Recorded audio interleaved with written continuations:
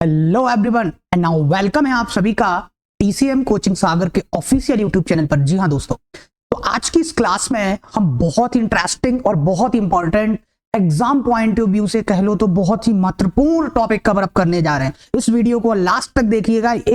इसमें से कम ये समझ लीजिएगा कि चाहे आप कोई भी एंट्रेंस एग्जाम्स जैसे सीयूटी हो गया, एमपीपीएटी, सीजीपीएटी, जेट, यूपीकेट एक्सेट्रा, ये चाहे आप कोई भी रिक्रूटमेंट एग्जाम्स लाइक्स आपका एमपीआरईओ हो गया, एसएडीओ हो गया, एडीए हो गया, या कोई भी सेंट्रल एग्जाम्स जैसे एएफओ वगैरह हो गया, आप किसी भी एग्रीकल्चर एग्जाम्स की तैयारी कर रहे हैं तो ये समझ लो ये जो वीडियो है वो रामबाण है।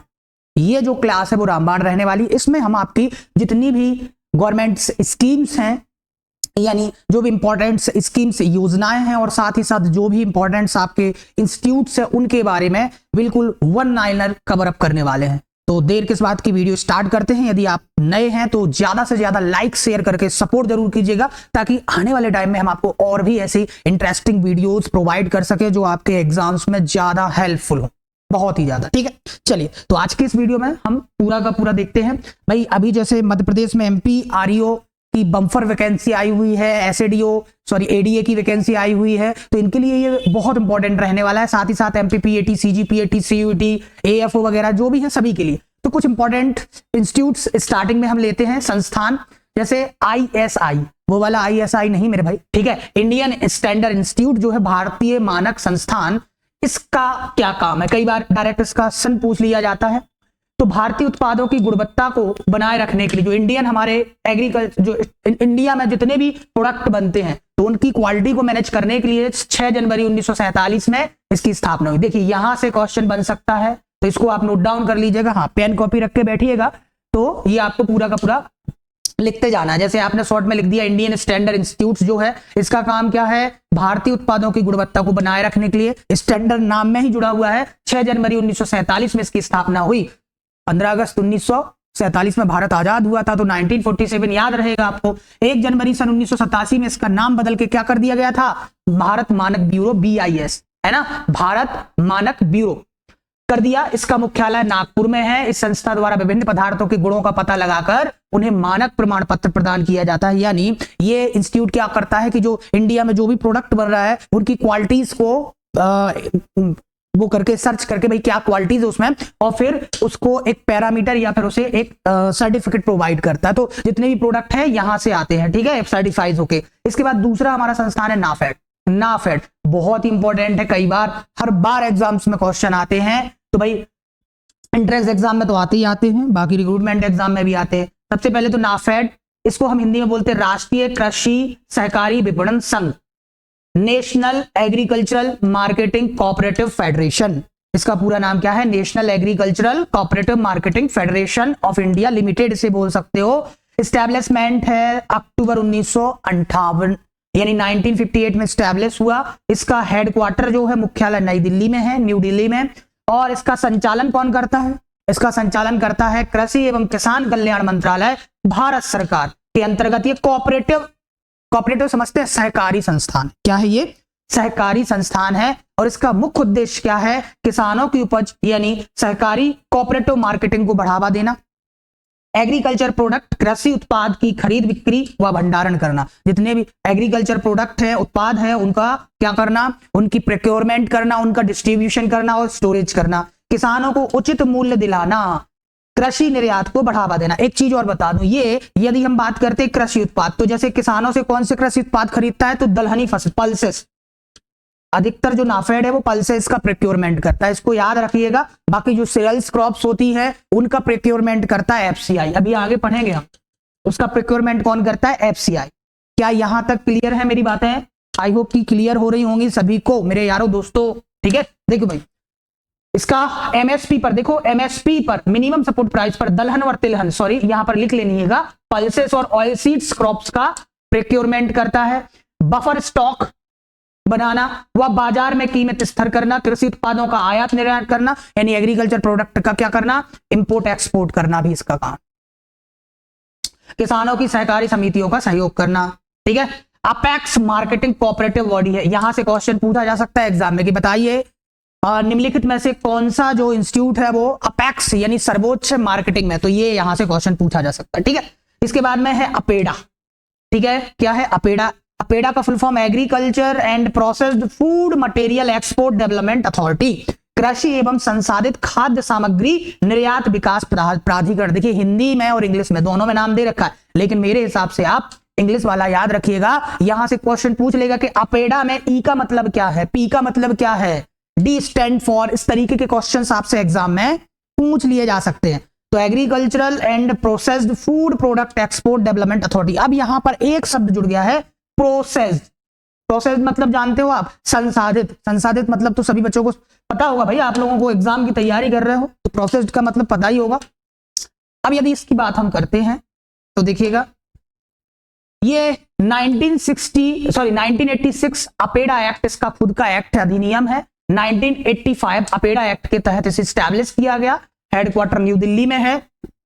इसका यदि संचालन देखें तो कौन करता है, वाणिज्य एवं उद्योग मंत्रालय, जो भारत सरकार के अंतर्गत में आता है। इसके मुख्य ऑब्जेक्टिव्स है कृषि एवं प्रोसेस्ड खाद्य उत्पादों को निर्यात को बढ़ावा देना, यानी एक्सपोर्ट, इसके नाम में ही है एक्सपोर्ट। तो जितने भी एग्रीकल्चर के जितने भी प्रोसेस्ड फूड प्रोडक्ट होते हैं उसके एक्सपोर्ट को इंक्रीज करना, एनहेंस करना, ताकि ज्यादा से ज्यादा एग्रीकल्चर एक्सपोर्ट किया जा सके। इसके साथ साथ जितने भी एक्सपोर्टर होते हैं उनको हेल्प करना, उनको ट्रेनिंग देना। ठीक है, साथ ही साथ जो क्वालिटीज होती हैं, गुणवत्ता मानक और सर्टिफिकेशन को सुनिश्चित करना, अंतरराष्ट्रीय बाजार में भारतीय उत्पादों की पहचान बढ़ाना। फल सब्जियां इसके अंदर आती हैं, बासमती राइस, मांस, पोल्ट्री, डेयरी प्रोडक्ट और प्रोसेस्ड फूड। तो बाकी की चीजें आप समझ गए होंगे, ये बहुत इंपॉर्टेंट है, इसको पढ़ लीजिएगा, यहां से क्वेश्चन बन सकते हैं। ट्राइफेड, ट्राइफेड क्या है? Tribal cooperative marketing development federation of India limited, भारतीय जनजातीय सहकारी विपणन विकास परिसंघ, 1987 में से स्टैब्लिश किया गया था। ये जो ट्राइब्स लोग होते हैं, जो जंगल में आदिवासी लोग जो रहते हैं, ट्राइबल्स, अब जैसे ट्राइबल्स बोलते हैं, उनके नाम पे ही बनाया गया। तो जनजातीय लोग जो है उनको उनका शोषण होता था निजी व्यापारियों से। वो कोई भी उत्पाद बनाते थे तो निजी व्यापारी खरीद ले जाते थे पौने पौने दाम पर या मनमाने दाम पर। तो इसको रोकने के लिए ये बनाया गया था। IARI को तो सभी जानते होंगे, इंडियन एग्रीकल्चरल रिसर्च इंस्टीट्यूट, है ना। 1905 में पूसा बिहार में, पूसा समस्तीपुर बिहार में इसका एस्टेब्लिशमेंट हुआ था। और भूकंप आने की वजह से 1936 में से नई दिल्ली विथ नाम के साथ, पूसा जो नाम है उस नाम के साथ इसे स्थानांतरित या ट्रांसफर कर दिया गया था। ठीक है, पूसा इंस्टीट्यूट इसे बोला जाता है। इसे डीम्ड यूनिवर्सिटी का दर्जा कब मिला था? 1958 में, यूजीसी एक्ट 1956 यानी 1958 के तहत ये डीम्ड टू बी यूनिवर्सिटी है। और इसका प्रशासनिक नियंत्रण किसके अंडर में आ गया? ICAR के अंडर में। ठीक है, इसका मुख्य कार्य है रिसर्च, एजुकेशन एंड एक्सटेंशन करना। वर्तमान परिसर पूसा कॉम्प्लेक्स न्यू दिल्ली लगभग 500 हेक्टेयर में फैला हुआ है। भारत सरकार के जो अपना ग्रीन रेवोल्यूशन चला था, ग्रीन रेवोल्यूशन, यहां से क्वेश्चन आ जाता है कि जो हरित क्रांति उसमें मुख्य योगदान किसने दिया था? IARI ने, ICAR ने। तो IARI ने मुख्य भूमिका निभाई थी भाई ग्रीन रेवोल्यूशन में, याद रखिएगा ये। इसके बाद में हम बात करते हैं ICAR की, तो इसको भी सभी जानते ही होंगे, Indian council of agricultural research, ICAR।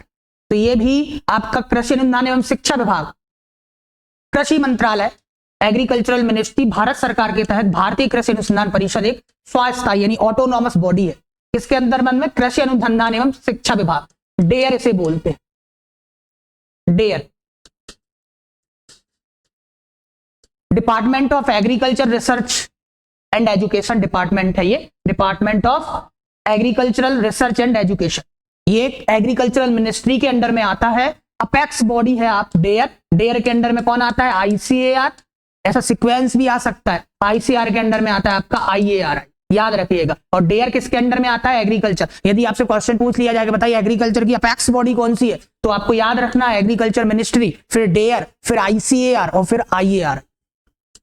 तो ये जो रॉयल कमीशन की जो रिपोर्ट थी, रॉयल कमीशन, इसके अनुसार, इस रिपोर्ट के बेस पर सोसाइटी रजिस्ट्रेशन अधिनियम, ये एक तरीके की सोसाइटी है जो सोसाइटी एक्ट 1860 के तहत पंजीकरण 16 जुलाई 1929 को स्थापित किया गया। पहले इसका नाम था इंपीरियल, फिर आजादी के बाद इसका इंपीरियल को हटा के इंडियन कर दिया गया था।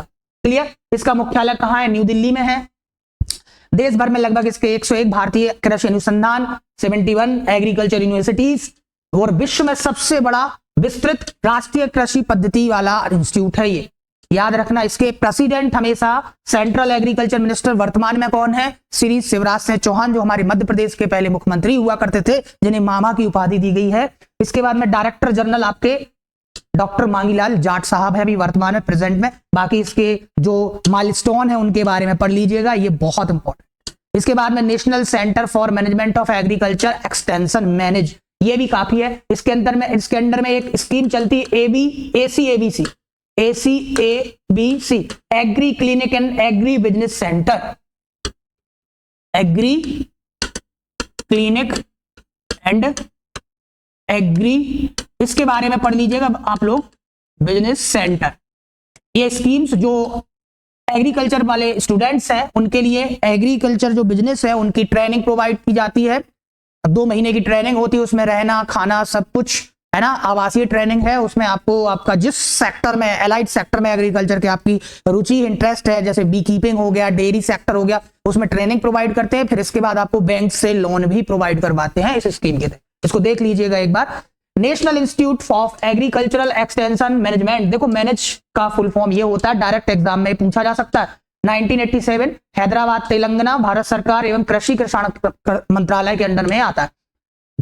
वर्तमान डॉक्टर सागर हनुमान से इसके डायरेक्टर, इसको एक बार मैच कर लीजिएगा। इसका ऑब्जेक्ट है उद्देश्य है इसके कृषि विस्तार सेवाओं यानी एग्रीकल्चरल एक्सटेंशन सर्विसेज को मजबूत करना, एग्रीकल्चर को ज्यादा से ज्यादा एक्सटेंस करना यानी उसका प्रसार करना, कृषि अधिकारियों, उद्यमियों और किसानों को प्रशिक्षण देना, कृषि में नई तकनीकों और योजनाओं का प्रचार प्रसार करना, ग्रामीण युवाओं को एग्री एंटरप्रेन्योर बनाने के लिए प्रोत्साहित करना, ये इसके प्रमुख कार्य है।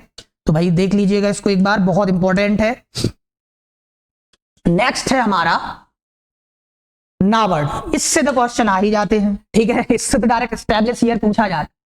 और यदि क्वेश्चन पूछ लिया जाए एग्रीकल्चर में, कृषि में सबसे, एग्रीकल्चर में सबसे अपेक्स बैंक कौन सा है, तो वो नाबार्ड, कृषि एवं राष्ट्रीय कृषि और ग्रामीण विकास bank, national bank for agriculture and rural development, इसका फुल फॉर्म होता है नाबार्ड का, NA, national bank for agricultural and rural development. Mumbai Maharashtra में इसका हेडक्वार्टर है और ये भारतीय रिजर्व बैंक, RBI और भारत सरकार के सहयोग से इसे स्टैब्लिश किया गया है। प्रेजेंट में इसके जो चेयरमैन हैं वो है श्री साजी केवी, एक बार इसको भी देख लीजिएगा, बट यही है अभी। इसके ऑब्जेक्टिव क्या है? कृषि एवं ग्रामीण विकास के लिए वित्तीय सहायता करना, एग्रीकल्चर एंड रूरल डेवलपमेंट के लिए फाइनेंशियल असिस्ट करना, ग्रामीण क्षेत्रों में बैंकिंग और क्रेडिट व्यवस्था को मजबूत करना, रूरल एरियाज में बैंकिंग फैसिलिटीज और क्रेडिट फैसिलिटीज को स्ट्रेंथ करना, फार्मर्स के लिए सेल्फ हेल्प ग्रुप और ग्रामीण उद्यमियों को प्रोत्साहन देना, भाई उनको प्रमोट करना। मुख्य फंक्शन है इसके सहकारी व क्षेत्रीय बैंकों को पुनर्वित्त, रिफाइनेंस करता है, ये डायरेक्ट फाइनेंस नहीं करता, इसके बारे में भी बहुत याद रखिएगा। देखिए कभी भी है नाबार्ड डायरेक्ट फार्मर्स को या किसी को फाइनेंस नहीं करता, इसके बारे में याद रखिएगा। हाँ, बड़े प्रोजेक्ट जो होते हैं 200 करोड़ 300 करोड़ के, जो मेगा फूड पार्क आपको स्टैब्लिश करने हैं इस तरीके के, तो वहां पर ये कर देगा। बाकी ये रिफाइनेंस करता है। रिफाइनेंस का मतलब क्या करता है? जैसे कोई RRB है, रीजनल रूरल बैंक से, क्षेत्रीय ग्रामीण बैंक से, ये उसको देगा और ये बैंक्स जो हैं फार्मर्स को या फिर सेल्फ हेल्प ग्रुप को या फिर जो भी है छोटे स्मॉल एंड मीडियम इंटरप्राइजेस को ये डिस्ट्रीब्यूट करते रहते हैं इस तरीके। तो इसे बोलते हैं रिफाइनेंस करना। और इसके साथ साथ देखिए ये क्या करता है, सहकारी बैंक, जितने भी कोऑपरेटिव बैंक हैं, RRBs हैं, उनको रिफाइनेंस देता है। एग्रीकल्चर, डेयरी, मत्स्य पालन, ग्रामीण उद्योगों को लोन सहायता प्रोवाइड, ग्रामीण बुनियादी ढांचा यानी रूरल इंफ्रास्ट्रक्चर डेवलपमेंट फंड यही चलाता है।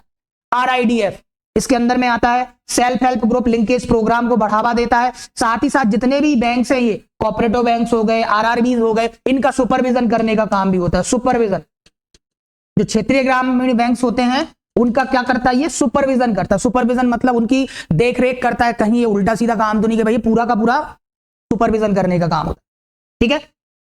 अब ग्रामीण और कृषि विकास को बढ़ावा देने के लिए कई प्रकार के फंड नाबार्ड के द्वारा चलाए जाते हैं। बहुत इंपॉर्टेंट है, डायरेक्ट एग्जाम में क्वेश्चन पूछेगा, इवन PAT जैसे एग्जाम में क्वेश्चन आ चुके हैं बच्चों। RIDF rural infrastructure development fund 1995 में इसने एस्टेब्लिश किया था और इस फंड का मेन उद्देश्य था ग्रामीण सड़कें, पुल, सिंचाई, जल संरक्षण आदि का विकास करना। राज्य सरकारों को वित्तीय सहायता दी जाती थी इन सब के लिए करने के लिए। तो RIDF का ये हो गया। FIF फार्म इनोवेशन फंड, इसका मुख्य ऑब्जेक्ट था कृषि में नई तकनीक, स्टार्टअप्स और इनोवेशन को बढ़ावा देना। एग्रीटेक और आधुनिक खेती के प्रोजेक्ट को ये सहायता देता था। सहायता मिलती है इस फंड से। WDF वाटरशेड डेवलपमेंट फंड, जल संरक्षण, मृदा संरक्षण, सूखा प्रभावित क्षेत्रों के विकास करने के लिए सामूहिक भागीदारी या वाटरशेड प्रोजेक्ट्स को फंड देना इस फंड में इसमें शामिल है। PODF producer organisation development fund, इसका उद्देश्य जितने भी आपके FPOs हैं, फार्मर्स प्रोड्यूसर ऑर्गेनाइजेशन, हाँ जी FPOs के बारे में जरूर पढ़ लीजिएगा, यहां से क्वेश्चन बन सकते हैं। एक्सक्यूज मी, तो FPOs के बारे में पढ़ लीजिएगा। किसानों को सामूहिक खेती मार्केटिंग में सहायता देना। FPOs बहुत सारे फार्मर्स होते हैं, उनका एक ग्रुप है फार्मर प्रोड्यूसर ऑर्गेनाइजेशन, जितने भी फार्मर्स हैं बहुत सारे, तो उनका हजारों फार्मर्स इसमें जुड़ सकते हैं, हजारों की संख्या में किसान से इकट्ठा एक ग्रुप बना लेते हैं, उसे FPOs बोल दिया जाता है। TDF ट्राइबल डेवलपमेंट फंड, जनजातीय क्षेत्रों में बागवानी, वानिकी और आजीविका विकास के लिए सहायता प्रदान करना। तो इसके कुछ 5 तरीके के ये फंड चलाता है। RBI के बारे में सभी जानते ही होंगे, बट फिर भी थोड़ा सा पढ़ लो। रिजर्व बैंक ऑफ इंडिया, ये सभी बैंकों के पप्पा जी हैं, है ना। भारतीय रिजर्व बैंक की स्थापना भारतीय रिजर्व बैंक अधिनियम, RBI एक्ट, इसके तहत हुई है ये RBI एक्ट। हिंदी में लिखा है, मैं इंग्लिश में भी करता चल रहा हूं, 1934। तो RBI एक्ट कब बना, डायरेक्ट यहां से भी क्वेश्चन निकल के आ सकता है। RBI एक्ट बना 1934 में, है ना।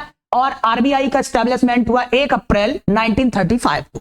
रिजर्व बैंक केंद्रीय कार्यालय प्रारंभ सबसे पहले कोलकाता में स्थापित किया गया था 1937 में से मुंबई में। तो अभी इसका हेडक्वार्टर आपसे पूछ लिया जाए तो कहां है, मुंबई में, ठीक है।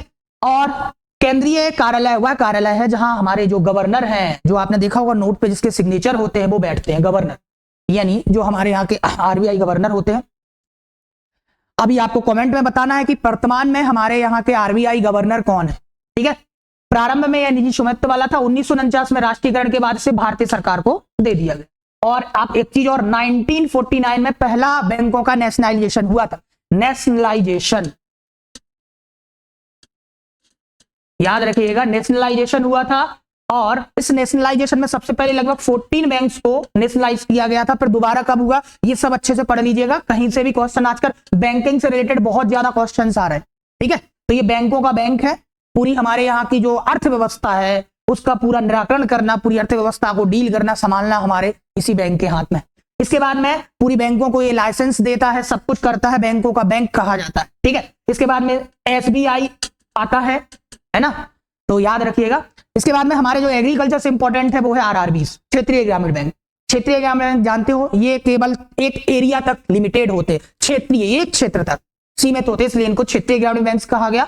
सबसे पहले 1975 में इनकी शुरुआत की गई थी। एक ऐसे बैंक है, देखो सबसे पहले कोई इंस्टीट्यूशन बनता है तो पहले उसका एक्ट यानी अधिनियम बनता है, फिर उसे संचालित किया जाता है, स्टैब्लिश किया जाता है। लेकिन ये पहले स्टैब्लिश होकर भाई वर्क करने लगे थे 1975 में इसकी शुरुआत हो गई थी, लेकिन एक्ट बना था कब, 76 में, 1976 में।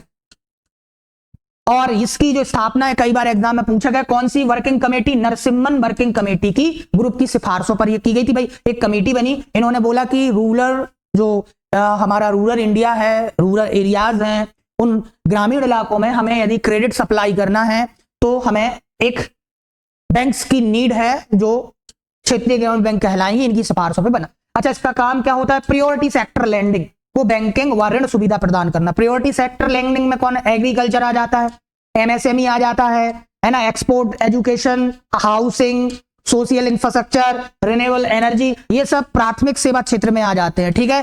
पहला क्षेत्रीय ग्रामीण बैंक कहां पर स्टैब्लिश किया गया था, इसके बारे में पढ़ लीजिएगा, 2 अक्टूबर 1975 को। प्रथमा ग्रामीण बैंक मुरादाबाद यूपी में, और इसका प्रायोजक बैंक, स्पॉन्सर बैंक, मतलब देखिए अभी बताते हैं आपको, इस बैंक के 3 मालिक होते हैं, इस बैंक को के 3 मालिक होते हैं, यानी 3 लोग इसमें पैसा लगाते हैं। एक तो सेंट्रल गवर्नमेंट जो 50%, इसलिए ये 100%, मतलब इसको बोला जाता है कि ये केंद्र सरकार के अधीन बैंक है, इसमें पूरा पोजीशन होता है सेंट्रल गवर्नमेंट का, ठीक है। इसके बाद में एक होते स्टेट गवर्नमेंट जो 15% लगाता है, और एक होता है स्पॉन्सर बैंक जो 35%। स्पॉन्सर बैंक मतलब जो पूरा इंफ्रास्ट्रक्चर देगा, एम्प्लॉय देगा, साथ ही साथ पूरा बैंकिंग का जो सिस्टम होता है वो प्रोवाइड करता है स्पॉन्सर बैंक। जैसे पहला था सिंडिकेट बैंक, अब तो सिंडिकेट बैंक खुद चला गया भाई, ठीक है इसका भी नामो निशान नहीं रहा। तो यहां पर याद रखिएगा स्पॉन्सर बैंक, तो यहां ये आपके इनके ये कंट्रीब्यूशन होते हैं, यहां से भी क्वेश्चंस, ठीक है। अब ये तो हो गई कुछ इंस्टीट्यूशन की बात, अब बात कर लेते हैं कुछ स्कीम्स की। तो यहां पर एमएसपी का नाम सभी ने सुना होगा। वर्तमान में जो एमएसपी रिलीज हुआ है उसकी जो क्रॉप्स है उनके बारे में पढ़ लीजिएगा, क्योंकि क्वेश्चन वहां से बनते हैं। मैं हिंट देते जा रहा हूं भाई, ठीक है। एमएसपी मिनिमम सपोर्ट प्राइस, क्या है इसका full form? Minimum support price. न्यूनतम समर्थन मूल्य वह दर है जिस पर सरकार किसानों से फसल खरीदती है या किसानों को न्यूनतम लाभकारी कीमत की गारंटी देता है। सामान्यतः एमएसपी को उत्पादन लागत से कम 1.5 गुना रखने का लक्ष्य रखा जाता है। न्यूनतम समर्थन मूल्य, देखिए ये कोई अधिनियम, कोई एक्ट, कोई कानून नहीं है, बस एक गवर्नमेंट की श्योरिटी है फॉर फार्मर्स कि भाई यदि ज्यादा उत्पादन हो गया, मार्केट में कीमत कम हो गई, तो हम गारंटी लेते हैं कि आपके उत्पादन को हम आपकी जो कॉस्ट ऑफ कल्टीवेशन है, जो लागत है, उससे 1.5 गुना रेट में खरीदेंगे। यही समर्थन मूल्य की डेफिनेशन। कोई ऐसा नहीं है कि सरकार बाध्य खरीदने के लिए, ऐसा नहीं है, वो कमिटमेंट कर देती है। और हमेशा ये मूल्य जो है, कई बार आता है एमएसपी कब निर्धारित किया जाता है, तो बुआई से कुछ समय पूर्व, बुआई से पहले, जैसे खरीफ की सीजन की बुआई हो रही तो उसके पहले डिसाइड हो जाएगा। रबी सीजन की सोइंग आ रही है, बुआई हो रही है, तो उसके पहले डिसाइड हो जाएगा ये। तो इस तरीके से ये क्या है, डिसाइड होता है। अच्छा, इसकी सिफारिश कौन करता है कि ये जो प्राइस है इतना रखना चाहिए पर्टिकुलर, उसके लिए सोयाबीन के लिए कितना रखना है, मूंग के लिए कितना रखना है पर्टिकुलर, तो ये सीएसीपी कौन सिफारिश करता है इसकी? सीएसीपी। सीएसीपी मतलब कृषि लागत एवं मूल्य आयोग, कृषि लागत एवं मूल्य आयोग, सीएसीपी इसकी सिफारिश करता है। और इसे लागू कौन करता है? इसे लागू करता है कृषि एवं किसान कल्याण मंत्रालय, भारत सरकार इसे रिलीज करता है, एग्रीकल्चर मिनिस्टर इसे रिलीज करते हैं। और ये भाई सीधी सी बात है, यही सब कुछ है, इसमें देख लीजिएगा। इसके तहत कौन कौन सी क्रॉप्स हैं? लगभग 23 क्रॉप्स हैं। इसमें 22 जो है पर्टिकुलर क्रॉप्स निर्धारित की गई हैं। और गन्ने पे एफआरपी दिया जाता है, फेयर एंड रेम्यूनेटेड प्राइस। यहां से भी क्वेश्चन आता है कि भाई देखो 22 क्रॉप्स तो इनके अंडर में है, लेकिन एक क्रॉप्स कौन सी है जिस पर एफआरपी दिया जाता है? वो शुगर कैन। शुगर कैन पर एमएसपी नहीं दिया जाता, एफआरपी दिया जाता है। इसमें देखो खरीफ में 14 आती है, रबी में 16 आती है, और 2 कॉमर्शियल क्रॉप्स हैं, ठीक है। लाही और नारियल का एमएसपी सरसों और सूखे नारियल के आधार पर तय होता है। एमएसपी तय करने के प्रमुख कारक हैं। देखो एमएसपी कैसे डिक्लेयर किया जाता है, कैसे निकाला जाता है? तो कॉस्ट ऑफ प्रोडक्शन, उत्पादन करने में जो लागत लग रही है उसको। दूसरा है डिमांड एंड सप्लाई। तीसरा घरेलू व वैश्विक मूल्य, उपभोक्ता हित, मुद्रास्फीति, ये सब देखे जाते। फिर जाके इसके बाद देखो concept, cost concept bye CACP.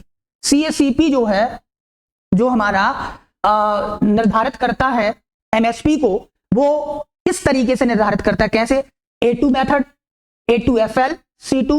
तो देखो A2 मेथड में वो बीज, उर्वरक, कीटनाशक, मजदूरी, सिंचाई, जो भी ईंधन आदि प्रत्यक्ष खर्च है, यानी डायरेक्टली जो एक्सपेंडिचर हुए हैं प्रोडक्शन करने में, उसे हम बोलते हैं A2 कॉस्ट। तो A2 कॉस्ट में आपका सीड में जो खर्च किया है फार्मर ने, फर्टिलाइजर में, इंसेक्टिसाइड में, जो उसको लेबर कॉस्ट आई है इरिगेशन में, और जो भी फ्यूल वगैरह उसमें जला हुआ है, जो डायरेक्टली एक्सपेंडिचर हुए हैं, इन्वेस्टमेंट हुआ है, उसके बेस पर A2 प्लस FL, मतलब A2 तो रहेगा ही रहेगा, है ना। ये सभी चीजें तो इसमें रहेंगी। साथ ही साथ जैसे फैमिली का जो मेंबर होता है वो भी एग्रीकल्चर में अपना श्रम देता है, लेबर टाइप से वर्क करता है, तो उनका भी जुड़ना चाहिए। तो A2 प्लस FL में मतलब होता है कि फैमिली लेबर का जो आ रहा है ना मूल्य, वो भी उसमें ऐड कर दिया जाएगा। C2 लागत मतलब होता है A2 प्लस FL। अब देखिए यहां पर C2 में मतलब क्या है?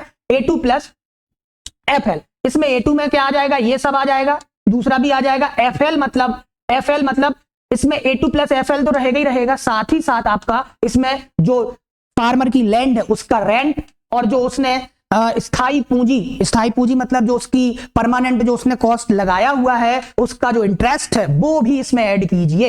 एमएसपी सिफारिश में A2 प्लस FL और C2 दोनों देखे जाते हैं, लेकिन अभी A2 प्लस FL पर एमएसपी दिया जा रहा है। जो कमीशन, जो फार्मर कमीशन है, स्वामीनाथन कमीशन है, उसने सिफारिश की थी A2 प्लस मतलब C2 मेथड की सिफारिश की थी कि जो एमएसपी दीजिए वो C2 मेथड पढ़ दीजिए और इसका एक्ट बनाइए, कोई अधिनियम या कोई कानून बनाइए, जो अभी तक ऐसा नहीं हुआ है। ठीक है, वो तो अब गवर्नमेंट है, चुनाव आते हैं, मूल बढ़ा देते हैं, तो ये सब अब वो बन गया है एक, बट ये कोई वो नहीं है। ठीक है, भावांतर भुगतान योजना ये मध्य प्रदेश में चलाई जाती है। 2017 में कौन थे मुख्यमंत्री अपने यहाँ?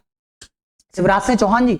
इन्होंने कृषि मंडी में फसल का बाजार भाव MSP से कम होने पर जो अंतर था, जैसे MSP चल रहा है मान लो किसी पर 1000, ठीक है, और बाजार में वो मिल रहा है, बिक रहा है 800 रुपए का, तो ये 200 रुपए का जो अंतर है, डिफरेंस है, यही है भावांतर भुगतान योजना। ये गवर्नमेंट जो है, MP गवर्नमेंट, ये फार्मर को पे करती है। क्लियर? चलिए, इसके बाद में ई-नाम, नेशनल एग्रीकल्चर मार्केट, ये तो सभी को पता होगा, ये लॉन्च हुई थी 14 अप्रैल 2016 को नरेंद्र मोदी द्वारा। ये हमारे भारत के जो प्रधानमंत्री हैं श्री नरेंद्र दामोदर दास मोदी, इन्होंने लॉन्च किया था।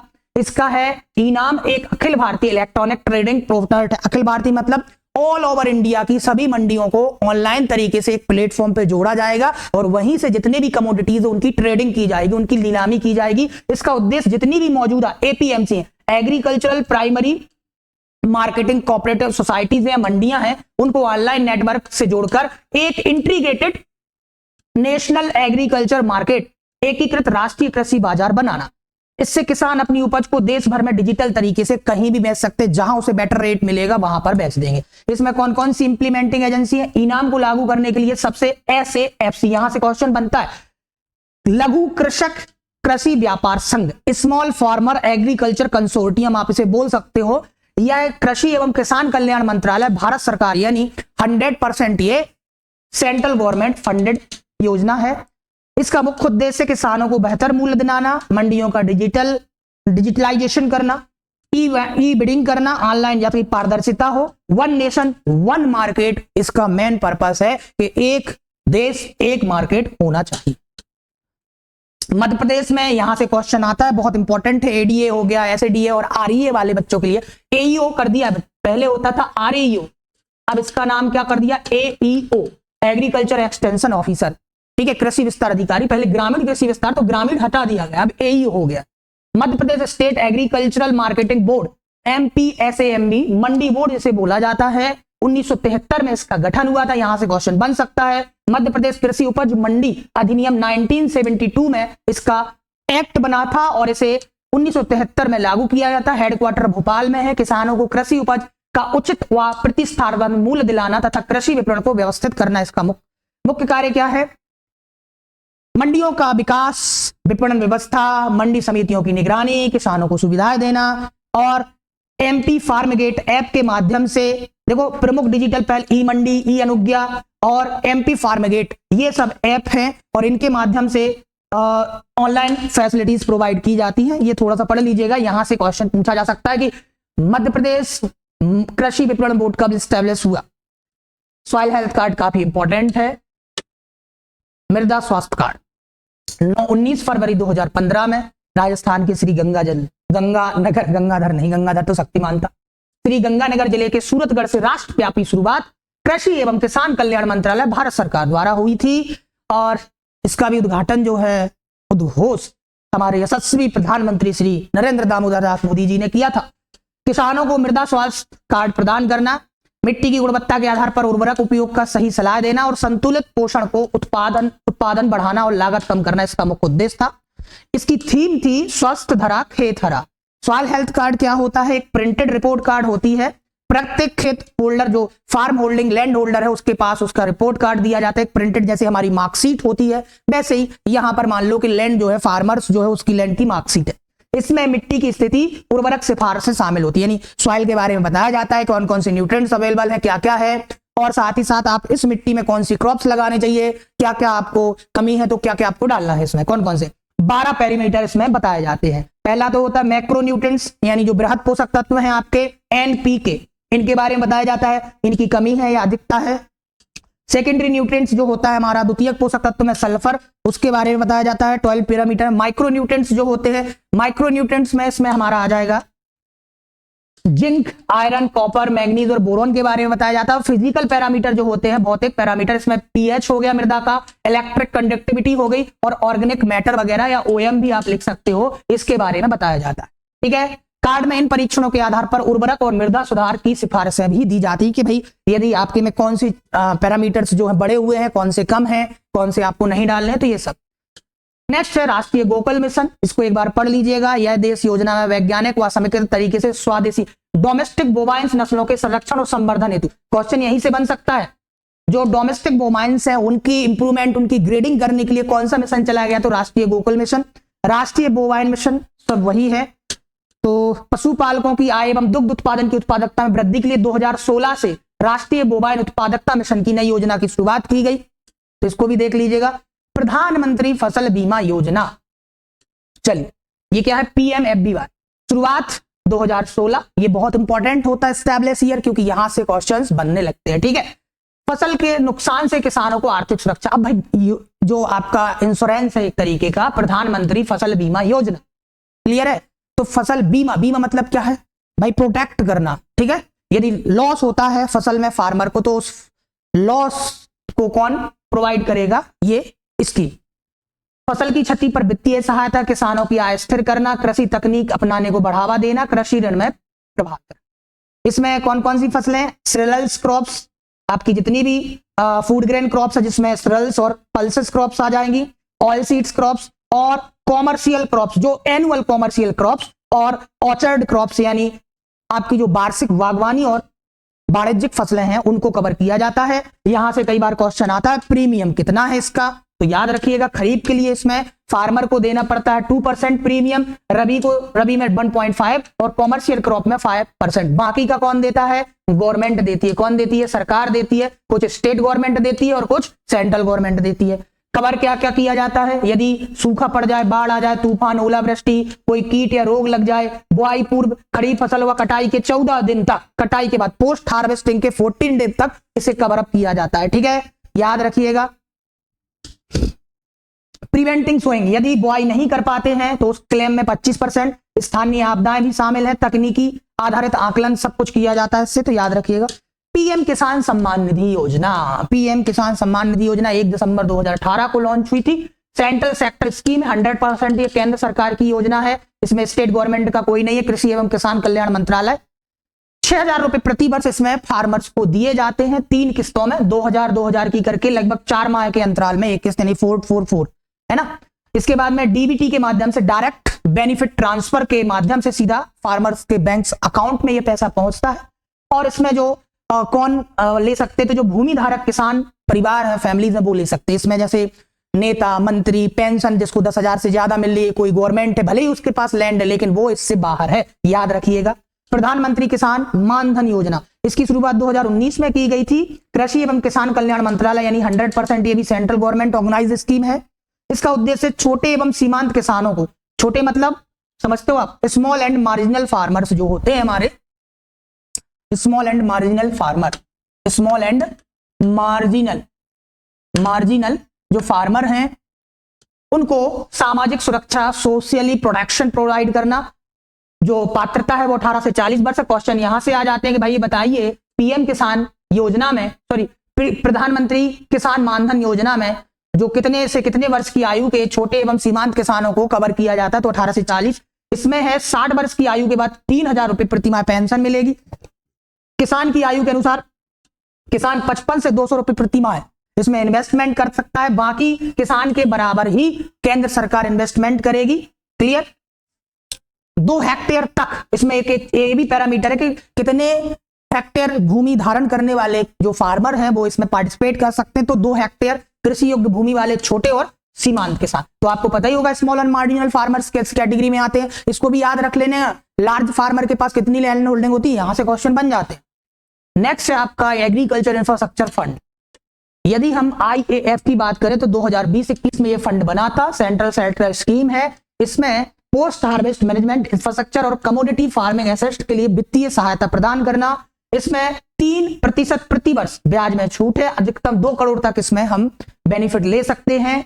7 वर्ष का मोरेटोरियम रहता है, यानी जैसे आप इस फंड के तहत कोई यूनिट स्टैब्लिश करने के लिए लोन लेते हैं तो 7 साल तक आपको कुछ भी रीपेमेंट नहीं करना, पहले आप अपना बिजनेस स्टैब्लिश कर लीजिए, उसे मोरेटोरियम कहा जाता है।